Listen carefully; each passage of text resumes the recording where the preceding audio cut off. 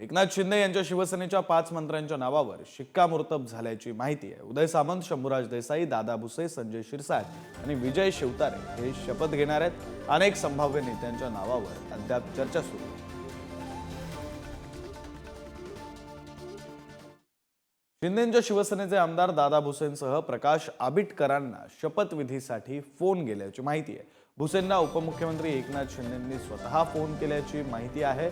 तुम्ही शपथ घेताय अशा शब्दात शिंदेंनी दादा भुसेंना निरोप दिल्याची माहिती आहे।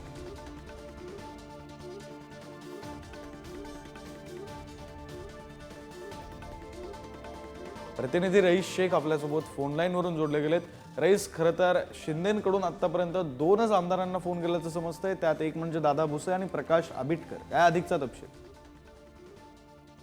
माहिती आहे का, मालेगाव मधून दादा भुसे सलग 5 वेळा निवडून आले आणि एकनाथ शिंदे यांचे अत्यंत विश्वासू जवळचे व्यक्ती मानले जातात।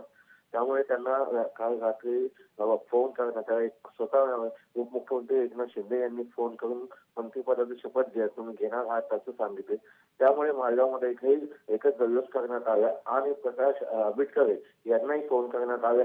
ते पण आज मंत्रिपदाची शपथ घेणार आहेत। त्यामुळे महाराष्ट्राच्या इतिहासात पहिल्यांदाच जो आहे राधानगरी मतदारसंघ तयार झाला, तेव्हा पहिल्यांदाच तिकडे मंत्रिपद मिळणार आहे। तर राधानगरीमध्येही उत्साहाचं वातावरण आहे। एकूणच शिंदेकडून दोघांना फोन गेल्याने आनंदाचं वातावरण आहे। हे खरं आहे रईस, त्यामुळे आतापर्यंत 5 नावं ही शिंदेंच्या शिवसेनेकडून निश्चित झाल्याचं समजतंय। मात्र 13 जण आज शपथ घेतील अशीही माहिती आहे। त्याच्यामुळे मग उर्वरित 8 नावं कोणती याची उत्कंठा जशी जनतेला आहे, तसंच शिंदेंच्या शिवसेनेतील आमदारांना सुद्धा त्यांची सुद्धा धाकधूक ही वाढलेली असेल। साधारणपणे संभाव्य मंत्री कोण आहेत शिंदेंच्या शिवसेनेचे, आपण यादीवर एक नजर टाकू।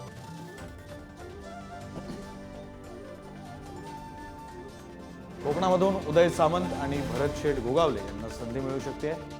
उत्तर महाराष्ट्रातून दादा भुसे, गुलाबराव पाटील यांना संधी मिळू शकते। पश्चिम महाराष्ट्रातून शंभूराज देसाई आणि विजय शिवतारे यांच्या गळ्यात मंत्रिपदाची माळ पडू शकते।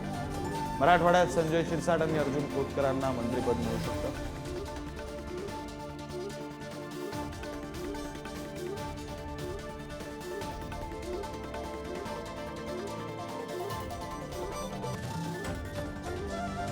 आपले प्रतिनिधी शेखर पाटील सुद्धा आपल्यासोबत आहेत। आपण त्यांच्याकडून काही अधिकचा तपशील घेऊया।